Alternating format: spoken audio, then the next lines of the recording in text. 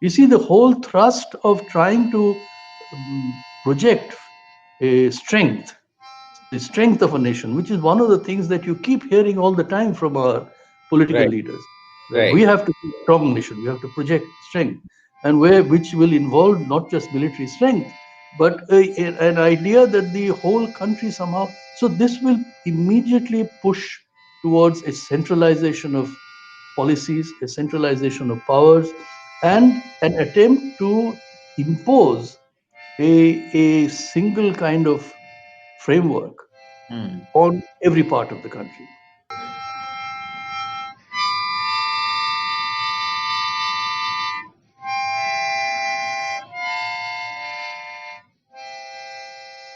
If you have to think of your the history of your life or biography, what all do you recount frequently? And particularly in the time of pandemic, everybody has been into the business of recounting. Yes, yes. Well, you see, I was born and I grew up in a very middle class neighborhood and family in Calcutta. Hmm. Uh, and this was, and we are completely uh, a sort of East Bengal refugee family. Hmm. So both on my father's side and on my mother's side, almost everybody that I remember. My father was, of course, working in Kolkata from before, but he was the only one in the family who actually lived in Kolkata. Everybody else was in East Bengal somewhere. And Hmm. so after partition, my young days in the early 50s and so on, I often remember this, that suddenly I wake up in the morning and there are unknown people in the house, and they've all come from Pakistan, Hmm. and they stayed with us for some days, and then they moved out and found some other residence. And Hmm. a lot of my relatives were in living in these refugee colonies in the suburbs of Calcutta. So so that was my upbringing, and the other very odd thing that happened was in my neighborhood. This, as I said, in the 50s, even in most middle class neighborhoods, the idea of going to some school somewhere else was not known. You only went to your neighborhood school, right? Right. So Hmm. all my friends, all in my neighbors and friends in the locality, everybody went to. There was a particular school in my area which was a Bangla medium school, so Hmm. everybody went there. But my father, for some reason, he decided to put me in an English medium school. So I Right. actually had to take a bus and go there. Hmm. And when I tell this story to people, they don't believe me. I was Hmm. actually looked down upon, and people made fun of me because I went to an English medium school. And I really felt kind of inferior because I was, I was not like the other people. Uh, Hmm. but one of the reasons why I think one thing that happened to me, and this I find later on was a great source of, it was a great resource, that because all my other friends went to the Bangla medium school and they read all their Bangla books, Hmm. I, just to keep up with them, Hmm. I actually, apart from doing my English medium books in school, I did a parallel thing at Right. home, so that Hmm. even my mathematics and geography and history, I would get all the Bangla books that my friends were reading, and I Okay. would keep up with that. Hmm. And of course, my atmosphere at home was also, I mean, everybody read Bangla, and my parents encouraged me to. So, Hmm. in a sense, I until I went to really high school senior levels, Hmm. apart from what I had to read in school, Hmm. I did not read much English at all. In fact, Hmm. most of my familiarity with Western literature, even when I was sort of in high school, like at the age of 13, 14, 15, all my familiarity was through Bangla translations. So, Hmm. for instance, I knew of, let's say, mm,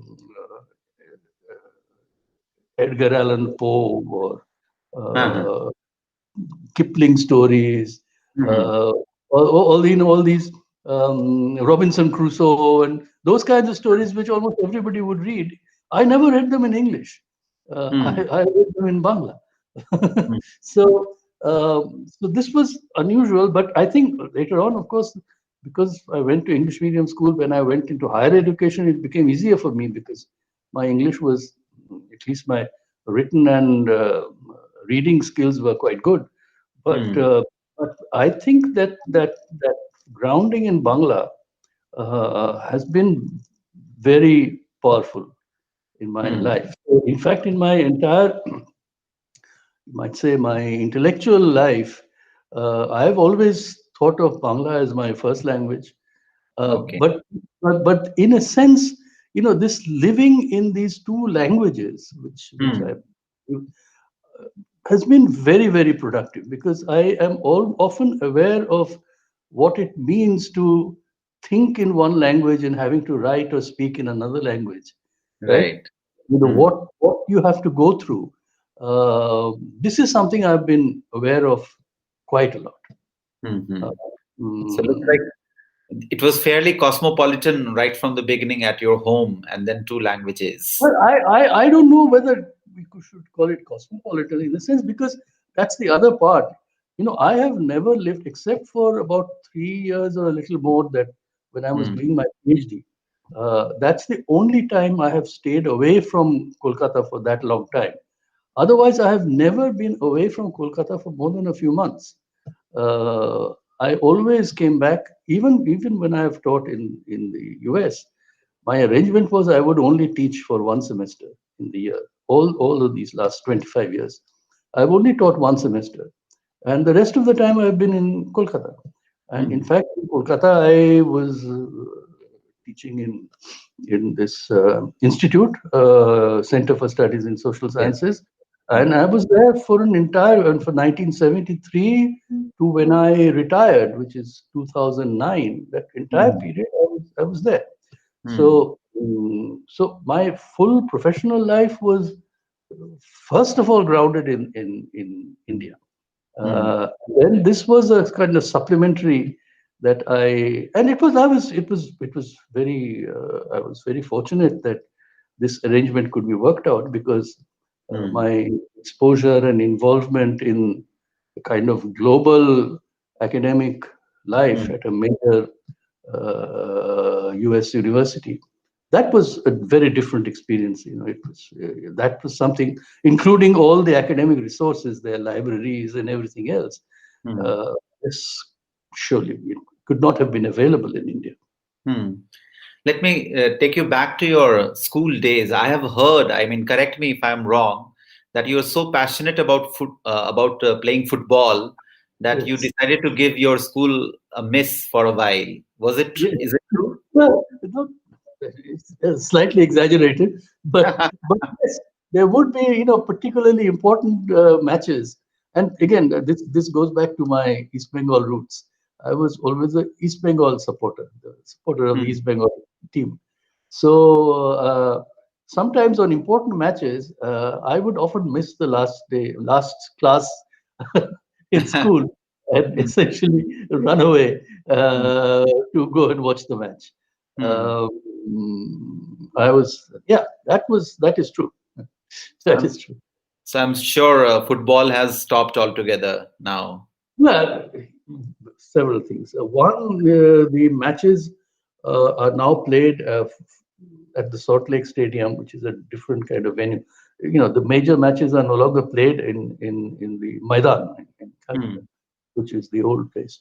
And of course, I became older and physically it was no longer, because going to a football match in those days, it was actually physically quite demanding because sometimes particularly important matches you would have to line up from the morning. I mean, Hmm. slightly later I actually became a member of the club, so I actually had a card so I could go in. Hmm. But when I didn't have that, I would actually wake up in the morning at about 6 o'clock and go and join the line in Hmm. order to buy a ticket and go into the going to watch the match. And Hmm. it was quite physically demanding because the line, I mean, this is another part of watching football in Kolkata because they would have these policemen on horses. They were called the mounted police. Huh? They were the ones who managed the crowds, Hmm. and they were actually quite sometimes quite ferocious, because Hmm. they would sometimes begin to chase you on their horses, and it was quite hard to escape those people. And so that was one. And then during the day, this is usually in the months of sort of June, July, August. So you would suddenly have a very heavy shower. So Hmm. you would get completely soaked, and then the sun would come out, and your clothes would dry up on your body. And Hmm. during the day, by the time you come back, you were it's almost like having played a 90-minute match. It was physically very demanding. And of course, it was the crowd. I mean, sometimes there were disturbances in the crowd also. Hmm.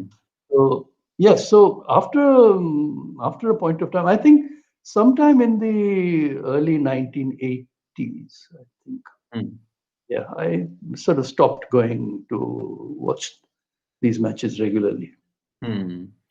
So, how do you come in contact with Ranjit Guha, your entry point in Subaltern Ah, Studies? that is interesting because Ranjit Guha, as you know, Hmm. he used to live in England Hmm. uh, because he left India finally in '59, I think. And then he actually didn't come back to India at all. Hmm. Uh, and but in England, he came into touch with some of my friends who were actually doing their PhDs in history in England. Hmm. So Garendra Pandey, Hmm. Shahid Amin, these were David Hardiman. So Hmm. Hardiman actually came to know through these people. So Guha actually set up a sort of group in England with these young scholars who were mostly still doing their PhDs. This Hmm. is sometime in the late 70s. Uh, and it is through them that he actually first corresponded with me, because they probably gave him my name. So, Hmm. and then he said he was going to be coming to India in, I think, 1980, 80 or 81. I don't remember exactly. And that's when I first met him. And he was in Kolkata for a few days, and we met two or three times. And that is when he first made the proposal for this Subaltern Studies volume, the first volume. He Hmm. had his introduction sort of written, and so we had three or four of us in Kolkata that he Hmm. contacted, and we sat down over 2 or 3 days discussing Hmm. this. Finally, I must say I was not very happy with the name Subaltern Studies, because I said it was very unfamiliar. People, what would people think? What is this book is about? And and I remember what he said. He said, "You people don't know marketing. You have to have a catchy name. People will begin to ask, what is this about?" That is exactly what the reaction you should get. Right. I have to say he was right. Hmm. Because, Yeah. so anyway, so Hmm. that is 81 was the first time I met him. Okay. And then, of course, he went to Australia. Hmm. So meeting him was not very common. It's only when the few times that he came to Kolkata that Hmm. I actually met him properly. Hmm. In more recent times, I have visited him two or three times. He's now moved to Austria. Of Hmm. course, he's now quite old. He's 94 or 95 now. Hmm. Um, and now at the moment, he's not in very good health. Hmm. But even I think 2 years ago, I visited him Hmm. in Austria. But otherwise, we've kept in touch in the old days, it was by, longhand mail. I still have many of Hmm. his letters, and he was a very, very close reader. So on any of these volumes, he would ask for our essays, but he would go through in red ink and mark them and change them with comments and so on, bring them Hmm. back. And in some cases, with some people, he would do this 2 or 3 times to a single essay Hmm. before they were published. Very meticulous. Very, And very, very. so, how was your experience of being part of the whole project? Well, that was in some ways almost transformative for many of us, our intellectual lives, because one, there was a sense of kind of solidarity, a group. Hmm. And of course, we were completely unknown. Most of us, we had just finished our PhDs. Nobody had published anything at all. Right. Uh, and Ranjit Guha was like 25, 30 years older than us. Hmm. So he was the only senior person in the group. Everybody else was, we were all in our, somewhere in their 20s, early 30s when we started. Hmm. So, and then of course the initial reactions to subaltern studies was mostly quite hostile. I mean, they were very critical, Hmm. and so as a result, I think we had an even greater sense of, being closely knit together, Hmm. uh, and we. So, for instance, even when Ranjit Guha himself was not there, we Hmm. often tried to meet, and even when this got a little formalized, Hmm. so we had this Subaltern Studies editorial group. The Hmm. editorial group would meet once a year. We would meet in India somewhere. We actually used pooled together all the royalties of these books because they were started to sell quite Hmm. well. So we Hmm. decided that all this would be put together in a single bank account, Hmm. and we would use that. And we would actually meet in India, in Delhi or in Calcutta or somewhere, Hmm. stay with our friends, with our groups. So there was no expenditure there, Hmm. and that's how our editorial meetings would go, for 3 days possibly, and we Hmm. would again every possible contribution to these volumes we would discuss threadbare Hmm. in full day meetings going on for 2 3 days. So I think those are very very formative. No, but In what kind of hostility you refer to? Some hostility that. Yes. Hmm. Oh, yeah. I mean, the initial reactions were very critical. So on the one side, they were critical you might say, the sort of more liberal nationalist kind of, which was the more official kind of history. Right. Uh, so they were very critical. Hmm. It was initially very critical from the British scholars. Hmm. Um, so they were, the established British scholars on Indian history. They did not like it at all. And in a sense, many of the established, even in the US, there were several important US scholars who were writing on modern India who made very, very critical reviews of books. But interestingly, and this is where, in a sense, it was, more than, well, even in history, but it was less in the established Indian history circles. This Hmm. was far more widely received and enthusiastically received in, uh, let's say, English language departments, comparative literature departments, Right. comparative history departments. So, for instance, historians in other regions, Middle East, Latin America, Hmm. that is where subaltern studies became very widely known Hmm. and cited, and it became a part of a kind of comparative history kind of framework. Hmm. Uh, Now that is not necessarily what we were intending, and sometimes many of these discussions went in directions that we did not uh, either appreciate or like, or Hmm. sometimes we didn't even understand why it was going in that kind of direction.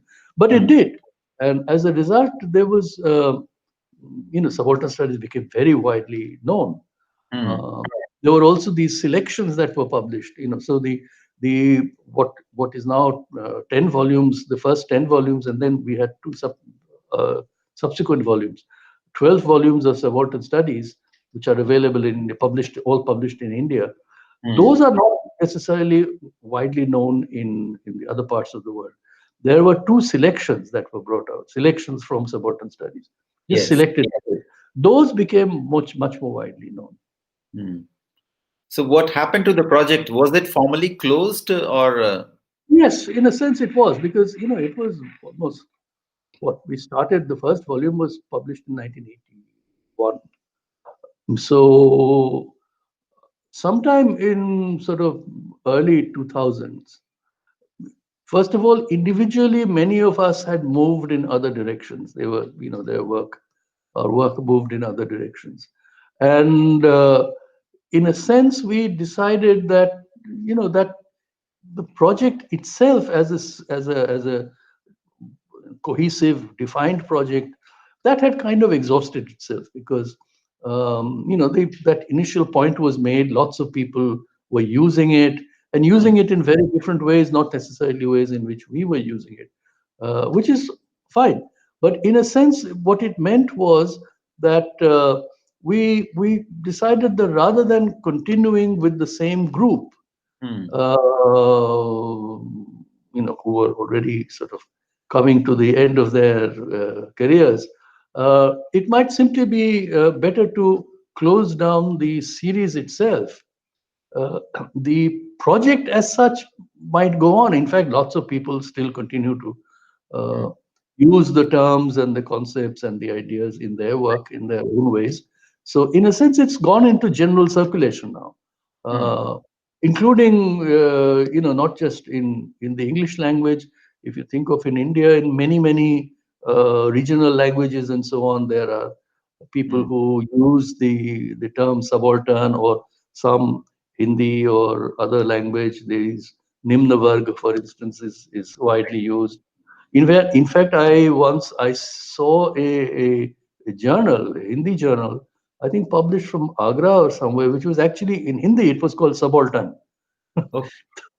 Yeah, there's a journal which I don't know if it's still published, but somebody sent it to me. Hmm. Hindi journal called Subaltern. Hmm. So I think it was published by some BSP group, Okay. Business Watch Party group. Hmm. But anyway, so So. so it is in general circulation now. So the Hmm. project itself as a single publishing project is it's no longer there. Hmm. So looking at it's a large body of work that is associated with you, but looking at them, one gets a sense that the idea of political becomes quite central for you. How are you drawn to the idea of political? And I'm sure there has been a trajectory of this idea uh, on which you might want to reflect. Well, you see, my initial training was in political science. So I was basically trained in the way in which conventional political scientists were trained.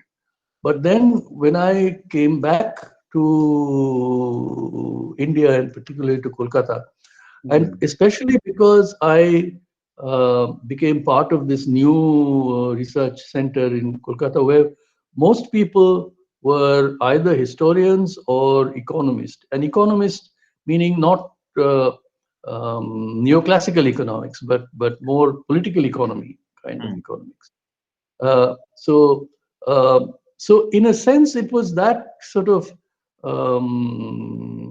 atmosphere where I basically moved away from the more conventional kinds of political science research, and went into, for instance, I went into agrarian history of Bengal, trying to link sort of the questions of land and tenancy and all peasant resistance and so on to the national movement, Hmm. to political parties, those kinds of questions, through the 1970s.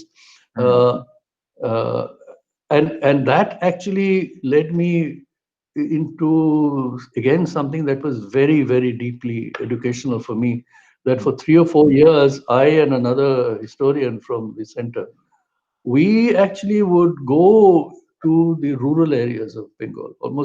We spent almost 15-20 days every month Hmm. in some of these villages. These were the villages where, mostly in southwestern Bengal, in districts of Midnapur and Hooghly and Hmm. Bankura and so on, Purulia, which earlier used to be in Bihar, Hmm. Manbhum district in Bihar. So we would go there very regularly, essentially to talk to people who were involved in the freedom movement, so at the local level. So many of them were still alive. And that was deeply educational, not simply because I got to speak to many of these local leaders, people who are otherwise not very well known, but locally they were very, very crucial. Many of these people went to jail and so on and so forth, in organizing the local sort of Congress movements. Uh, and apart from that, I got to know rural society in a way that was completely, I think it sort of changed my idea of, ordinary people and how ordinary people uh, live and how ordinary people relate to the world of politics. I Hmm. think so. And this is again, I've noticed this how this has changed in the early 70s. Most of these villages, even though they had been involved in these kinds of mass movements at the time, ordinary people did not really have very much contact with, uh, government offices, government institutions, or even political leaders or parties. I saw that transforming, changing through the 80s and 90s and so on. So that now you will find in villages almost everybody. If you have to find a free bed in the local hospital, you Hmm. go to your political neta, right? Hmm. You get your child admitted to school, you go to political neta. Hmm. uh, People now in fact want birth certificates and papers for this, papers for that. These things did not exist in quite this way in the 1970s. Hmm. Very few people would have had any kind of identity papers or any government papers at all. Right. So that has changed. So in a sense, my understanding of the political, which began in this way in the 70s, where political would have only meant, people who had been involved in politics somehow. Local politics may have been elected representatives in somewhere of the local bodies, or maybe even MLAs and so on. Uh, that is what political. Otherwise, for most people in villages, they had no sense of what is political. Hmm. Elections did not become the kind of round the year phenomenon that we now see. Hmm. Uh, that has expanded, that has changed, and in a sense, that is what led me into thinking that the domain of the political was not really necessarily only restricted Hmm. to what we might call the sort of organized, institutionalized kinds of Right. politics, where you have parties and government offices and so on, Hmm. bureaucracy. But it's a much more expanded area which actually, in many ways, enters into and touches upon ordinary people's lives. Right. So, for instance, you'll find now this is what we now call informal sector, right? I mean, this is everywhere. This was not so in the 70s. You did not see this much of it. Now, Hmm. even in small towns, in rural areas, you will find people setting up shops on the roadside, something like that. And most of these people, in order to just do their business there, Hmm. they have to make some negotiations dealing with the local police, local officials, right? And very often you will find it is political people who will be in the middle, who will make these arrangements, and people have to depend on them. Hmm. Uh, so the political domain has become part of people's livelihoods, how they will actually have some means of living has Right. become closely involved with what is understood as political. Did Naxalbari have any bearing on this exposure by any Uh, chance? yeah, the height of the Naxalbari movement, which is 69, 70, 71, I was not in India. Hmm. So, but what did happen was many of my friends from college, Hmm. several of them joined the movement. Hmm. Two of my friends were actually killed. Hmm. Uh, I mean, they were killed in prison. Several of them were in prison.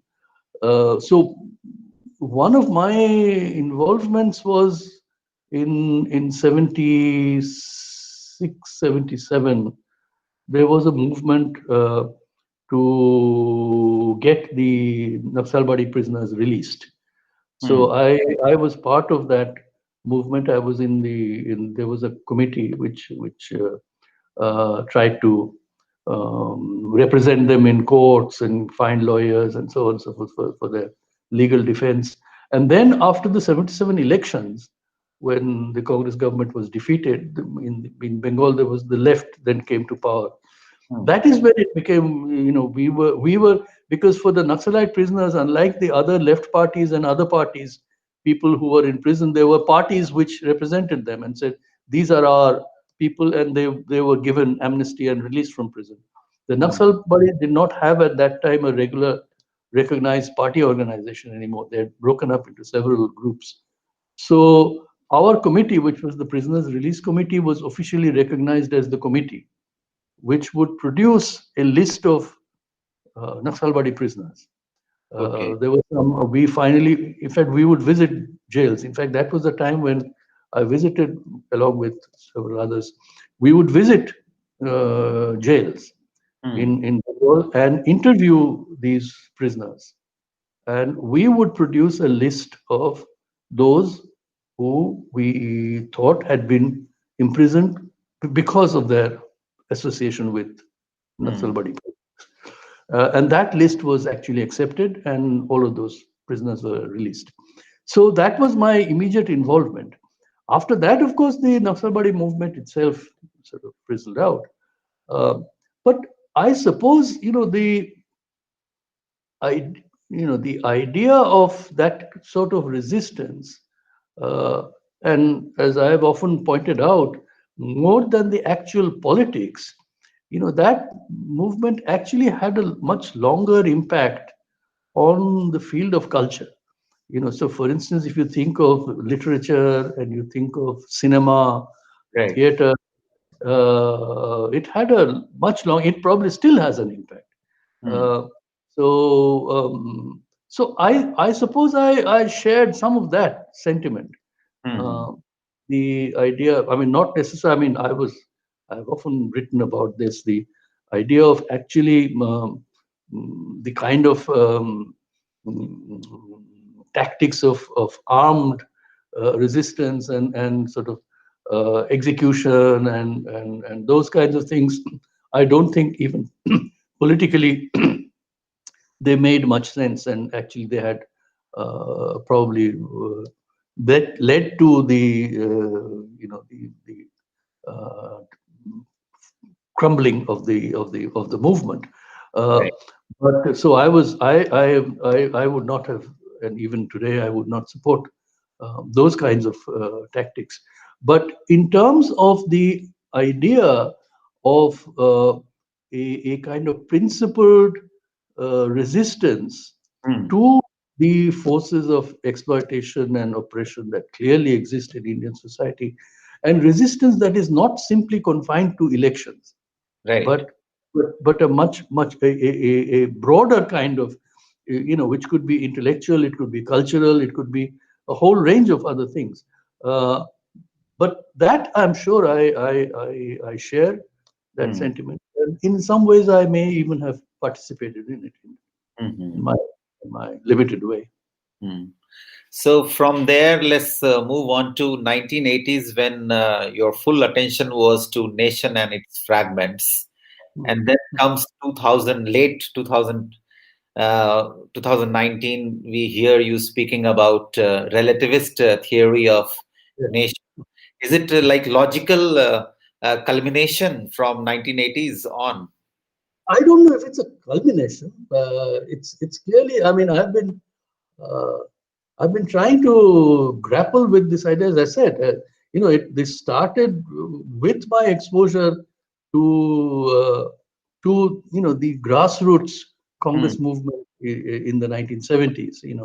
From that time when people would talk about desh, and I kept wondering what people meant by desh, Huh. right? And the desh, you could sometimes see by desh they simply meant their village, and the name, maybe the district is desh. Right. The desh could mean Bengal in many cases, Yes. and and then the desh could mean all of India also. Yeah. So and clearly in particular contexts, people invoke a particular idea of country or land or something like that. And so nation similarly, it was quite odd to think of what nation might mean in a situation like that. I Hmm. remember at the time of sort of just after 71, when the Bangladesh war took place, Hmm. there were many people in Bengal who felt at that moment, well, maybe we can have a united Bengal once more. It didn't go very far because obviously the people in Bangladesh would not want a united Bengal again, right? So, but so in a sense, I realized that this was very much a contextual thing. Hmm. And later on, I became much more familiar with people intellectuals from Tamil Nadu. And it became very clear to me from the Tamil Nadu experience that the belonging to a Tamil culture and the idea of a Tamil community is part of the sense of being included in India, Hmm. right? And once I became familiar, and of course, this became easier for me to understand because through the 1990s, 2000, last sort of 20-25 years, a Hmm. lot of research has been done in academic research has Hmm. been done on the regional literatures, Hmm. so Marathi, Yes. Kannada, all of the major Malayalam, Hmm. Telugu, right, and then all the way up Hmm. northern India. And this, because all of these languages, it is not possible for a single person to be familiar with Hmm. these literatures, but because of this research, it has become possible now to see much more clearly what ideas like nation and desh and Hmm. jati and these kinds of ideas Hmm. actually meant in each of these regions. And what I began to notice was that they were not the same, that they actually worked out quite differently. So the way these ideas would have been worked out in Bengal was different from the way it worked out in Tamil Nadu or in Maharashtra or in Kerala, right, or in Punjab, right. And so these were quite different. And even today, I am quite convinced that ordinary people in this case, it's not to say that they have no idea of India, right? But what India means and how they relate to India, how they belong to India, that idea is not exactly the same everywhere. Right. Hmm. And then you have all these regions which historically did not belong to this some notion of Indian civilization at all. So you think of all the northeastern states, Hmm. right? Uh, what is the idea of their belonging to India? And that becomes much more complicated then because you don't have this other association. In fact, many of these regions, they never had nothing to do with the freedom movement. They had no relations at all politically with the rest of the country, right? Except through the British colonial office. Hmm. Uh, and yet they have to be equal parts of India. Hmm. We have, that they have to be recognized. So a Naga or a Mizo or a Manipuri has to be recognized as worthy and valuable part of India as a Maharashtrian or a Tamil or someone from Benares. So it should not make any difference. But how is that to be achieved? And that is where I began to think of this idea that belonging to the Indian nation is a relative idea, that Hmm. it depends on which language area or which cultural region you belong to. Hmm. and you have a particular specific relation Hmm. to the idea of India, or to this entity called India. Hmm. And you have to recognize that, because it's only by recognizing that there are these differences that you can then work out a way of all of us living together. Hmm. Otherwise, how can you? Otherwise, it becomes imposing a certain idea of India on the rest. Right. And in a sense, we can see that that is something that, it, we can certainly see this happening today. But I will say, it has happened even earlier. So it's not just this particular ruling group or ruling party which is imposing a such single idea of India. It, even earlier, there was this idea. Hmm. In fact, there was already an idea of India, and everybody has to accept it. Uh, I think, we have seen that this does not have very happy consequences. Hmm. Most of these places there are resistances. People don't want this thrust upon them, and it can lead to really bad consequences. So I think this is the way in which I kind of moved into thinking of this. This is a way of framing it now. Hmm. Uh, I don't know that it's a new theory or anything like that, Hmm. but but it's a kind of approach. It's a way of looking at. Hmm. Uh, So, um, can one safely say, if you allow me to tease you a little further on this, can one safely say that it's a return to that age-old liberal idea of unity in diversity sort of no, it's thing? not. That's precisely what I am resisting.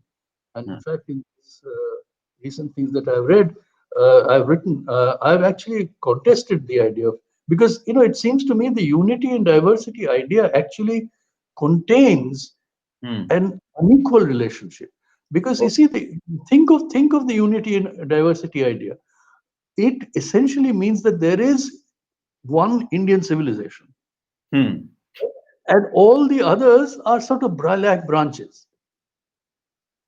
There Right. is definitely a sense that, what you might call the Sanskritic high culture Hmm. of, that is what is civilization.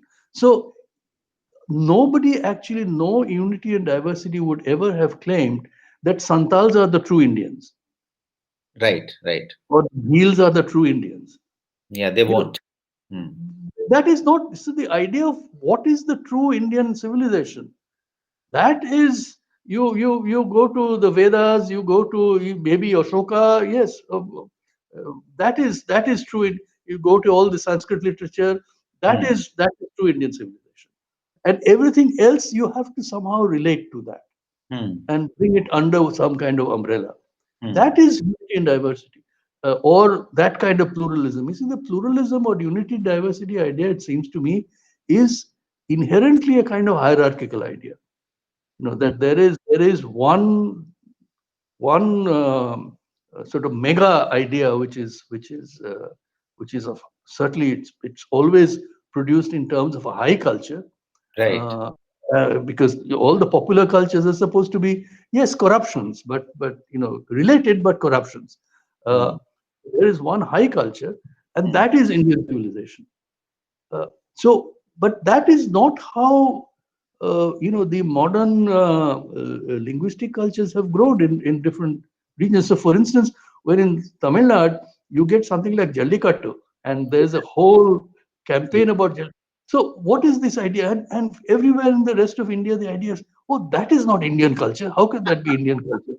When Huh. you chase these animals and beat them, that can't be Indian. But there is a kind of completely local significance to this ritual. Hmm. And at some point of time, the people in Tamil Nadu say, "Why are you imposing this? This is our culture, right? Why do we have to conform to something that the Pandits in Banaras think of as proper Indian culture?" Hmm. Uh, so I think that's the interesting problem that is raised. So what I'm suggesting is not unity in diversity. The relativist idea is not unity in diversity. Fair enough. So, I mean, related to that is this concern that someone like me, who is trying to read the predecessors like yourself, would try to understand as to where is this whole endeavor of post-coloniality headed? We heard very legitimate critique of colonialism and all, but then we have come to a point where we also started feeling some kind of stagnation about that critique and the necessity to uh, offer, if one can use the word, alternatives, or offer various other ways of theorizing.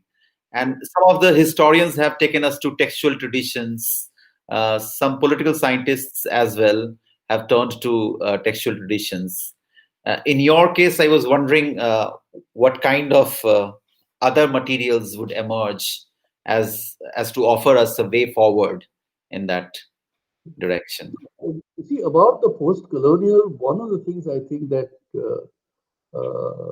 I feel quite strongly is that whereas, let's say, in the immediate aftermath of the end of the big colonial empires, so 1950s, 60s, 70s, the Hmm. idea of the post-colonial was a way of describing the condition of all of these newly independent countries, right? Right. And in some ways, there was something common. There was, including countries like China, for instance. So when Hmm. you have a moment like, let's say, the Bandung Conference, Hmm. in 55, is it? Uh, there was something common about the demands of these newly independent countries that they wanted to develop in their own way. They wanted an end to the kind of constant interference by the big powers and so on and so forth, non-alignment and those kinds of things came up. Now Hmm. that era is gone. Because at this moment, if you think of the various countries of Asia and Africa Hmm. uh, and Latin America, I don't think there is any common framework anymore. So, for instance, the way in which India is projecting, it's very difficult to say it's that India and Nepal and maybe Burma, they are all have the same kinds of orientations. That's clearly not true. Hmm. There are all very different kinds of things. Obviously, China is now in a different league altogether, right? Yes. It's one of the clearly acknowledged as one of the great powers now, including in the economic sense. So, and then you have so there are all kinds of new terms that have newly emerging economies and so on. Those kinds emerging economies, those kinds of terms have emerged, which actually distinguish. And I think there is a sense in which, let's say, the political leadership in India actually thinks that it is in a different category from Hmm. many of the other smaller countries of Asia or Hmm. Africa. Certainly in relation to Africa, that India is sometimes it's called a middle power or whatever.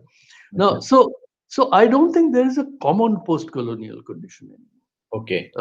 I think we have to acknowledge this, that there is no common post-colonial condition. So simply calling it post-colonial will not solve Hmm. the problem. Uh, you have to understand, for instance, what uh, what is a good kind of future for a country like India or a country like Brazil, or a country like South Africa, for instance, in relation to the other African countries, where on the one hand there is a sense that these are relatively wealthier, bigger economies, bigger armies, bigger military presence, right? What is the desired future for these kinds of countries?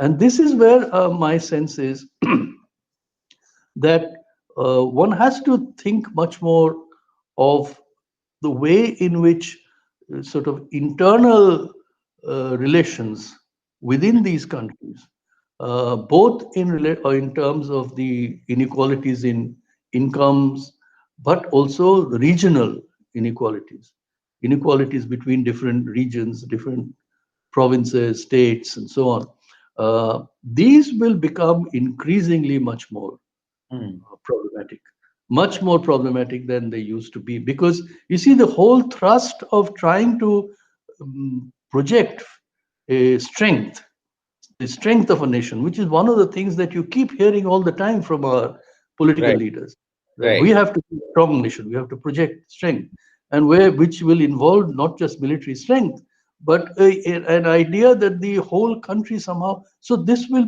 immediately push towards a centralization of policies, a centralization of powers, and an attempt to impose a single kind of framework Hmm. on every part of the country, Hmm. right? This is almost inevitable if you think of a sort of quick thrust forward into Hmm. the status of something like a great power.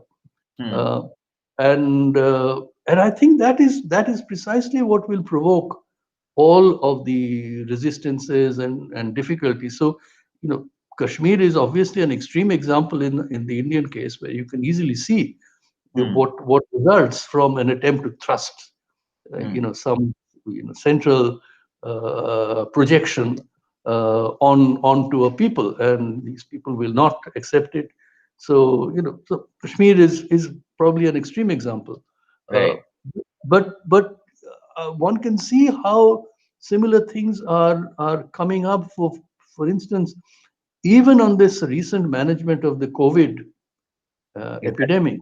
So Right. on the one hand, you had the central government initially trying to develop a single uh, policy framework for the whole country. You had the bureaucracy, the central, all the central officials going from this state to that state to say, you have to do this, you have to do this. And Right. then after a point of time, you found the states were resisting. The state said, no, I will decide who Yes. comes into my border, right? I will keep my borders. Now you even have the airports, for instance, will say, I will not allow flights from these states to come into my airport. So you, and then of course the whole migrant labor thing that you saw, Yeah. uh, their existence was completely forgotten, and Hmm. then it came upon the states where they came from to basically take care of them. Hmm. So each of these cases you found in different, maybe it still hasn't taken a clear sort of political opposition, but Hmm. you can see how these regional interests, simply because at the end of the day, it is the state and local authorities who actually have to implement and who actually have to face the consequences. Hmm. If there is unrest and so on, it's the local governments which will really finally have to take the responsibility for dealing with it. So you can see that this is having the resistances are coming up, Hmm. and it seems to me one needs to think about this much more clearly, that for a country like India, then this is not quite the same as something that may be happening in Nepal or Hmm. some smaller African countries, where it will probably be a very different shape. So Hmm. I don't think that this is simply a phenomenon of post-colonialism. Hmm. These are phenomena that have to do with the particular size of the economy, and the particular sort of, you might even say, kind of national ambitions Hmm. of the political leadership. Hmm. So before I dare drawing a closure to this wonderful Adda, let me take you back to where we had started when I requested you to revisit your the story of your life, and you missed a point which is very fascinating instance for me. The point was your experience of acting in a film, The Namesake. But that was a very minor. It was literally 2 days. It was just because the director Mira Nair happened to be a friend, and I Hmm. was around, and he said, why don't you come? And so I did this. But I have had a much longer association with theatre in Kolkata.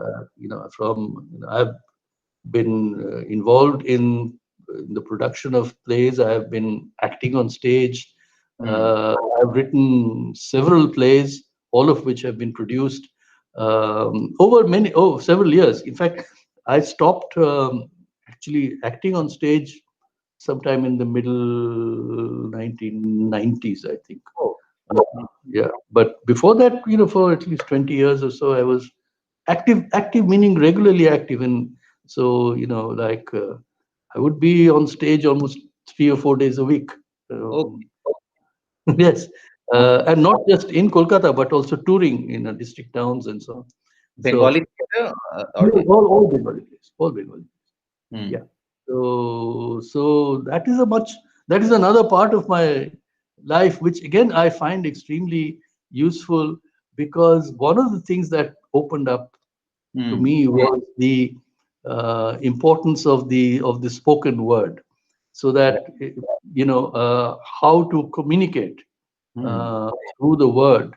And that is, again, it's I think teachers, when we spoke about this earlier, what the experience of teaching on the, online, and Hmm. the difference with a regular class lecture. But Right. being on stage is a very, very interesting experience, because one of the things I noticed, for instance, because let's say you are performing the same play but to different audiences, Hmm. right? I noticed that the same kind of line, which in let's say a Calcutta audience would react in one way, and I go to a district town, they react in a very different way. So, for instance, one line which a Calcutta audience thinks is very funny, Ah. the district audience is completely flat. They don't even understand it. They don't get it. So I became much more sensitive to the address of the spoken word. And I Hmm. think over somewhat consciously, but maybe even more unconsciously, when I'm writing, I think I first try to get a sense of who is the likely reader uh, of this, and I actually try to address, even when I'm writing, to this reader. So if I'm writing an academic essay, that would be one kind of reader. Even Hmm. if I'm writing in English, but for, let us say, in a newspaper article, I would, the address will change. If I was writing in Bangla, it would be a different. Even if I'm writing on the same subject and maybe making the same argument, but the manner in which I would express myself would be different. Hmm. And I think my experience in theater actually made me much more aware of this. Right. So, very fascinating. In the same breath, I thought I should also tell you that we are aware that you sing pretty well whenever you want to sing. Yeah. Well, I used, again, as I said, when I was on stage, very often I would be given these singing roles. So I would actually have to even sing on stage. Yes. Yes. So thanks a lot. It was wonderful having this chat with you. Thank you. Thank you very much. It was a very nice. It was a pleasure to go back and talk about all of these Yeah. kinds of things. Thank you. So, Thank you very much.